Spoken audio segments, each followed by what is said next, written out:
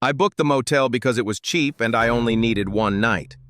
I was driving from St. Louis to Nashville for work and didn't want to finish the last 3 hours after dark.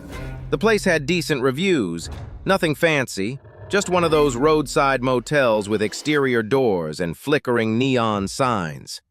I checked in around 10:18 p.m. The clerk barely looked up at me, slid the key card across the counter and said, "Room 214, upstairs." The hallway smelled faintly of cigarette smoke and old carpet cleaner. When I reached the room, I scanned the key card and the light turned green.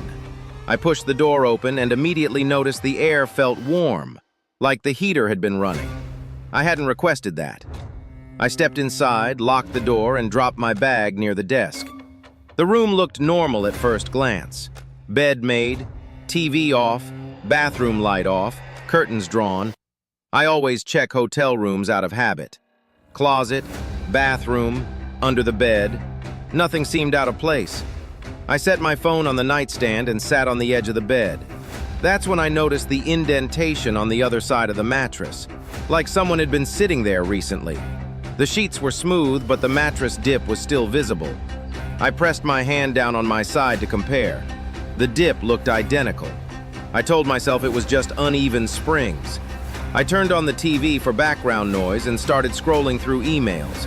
Around 10:47 p.m., I heard a soft click from the bathroom. I looked up. The bathroom door was now slightly open. I was certain I had left it fully open earlier when I checked it. I stared at the gap for several seconds. No movement. I stood up slowly and walked toward it. The bathroom was empty. Shower curtain pulled back, towels folded. Nothing unusual. I turned off the bathroom light and stepped back into the main room. As I did, I heard a faint shift behind me. Not loud, just subtle, like fabric moving against fabric. I turned around quickly. The bed looked the same, but the indentation on the opposite side was gone, completely flat now. I felt a wave of cold move through my chest. I checked my phone. No notifications, no sounds. The room was quiet except for the low hum of the air conditioner. I locked the deadbolt and flipped the secondary latch for extra security. I sat back on the bed trying to convince myself I was overreacting. At 11:12 p.m., I heard 3 soft knocks. Not on the door, on the wall behind the bed. 3 steady taps. I froze. Then 3 more taps. Same rhythm. I moved away from the headboard slowly. The knocks stopped. I waited. Silence. Then my phone vibrated. Unknown number. A text message. "You picked the wrong room." My throat tightened. I didn't reply. I walked to the door and checked the peephole. The hallway was empty. I checked the window. The parking lot outside was mostly empty. A single car parked near the stairwell, no one visible. My phone buzzed again. "You didn't check the closet properly." My pulse spiked. I had checked it earlier, I was sure of it, but I walked toward it anyway. The closet door was closed. I reached for the handle and pulled it open quickly. Empty hangers, extra blanket, no one inside. I stepped back, breathing hard. My phone buzzed again. "Behind you." I spun around immediately.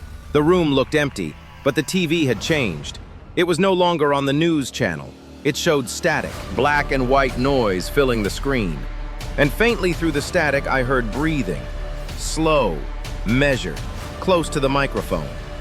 I grabbed the remote and turned the TV off. The screen went black. In the reflection, I saw something move near the bathroom doorway. A shadow shifting out of view. I rushed toward the bathroom. Empty. I checked under the sink, behind the shower curtain. Nothing. When I stepped back into the main room, the deadbolt was unlocked. The latch was hanging loose. I hadn't touched it. I know I hadn't. I walked slowly toward the door. My hand hovered over the handle. Then I heard it. From directly behind me. A whisper. Calm. Close to my ear. "You missed one place." I didn't turn around. I didn't want to. But I felt something move behind me. The mattress shifted. The same indentation forming again on the opposite side of the bed. Like someone had just sat down. This was Midnight Whispers. If you ever stay somewhere new for the night, make sure you're the only guest in the room.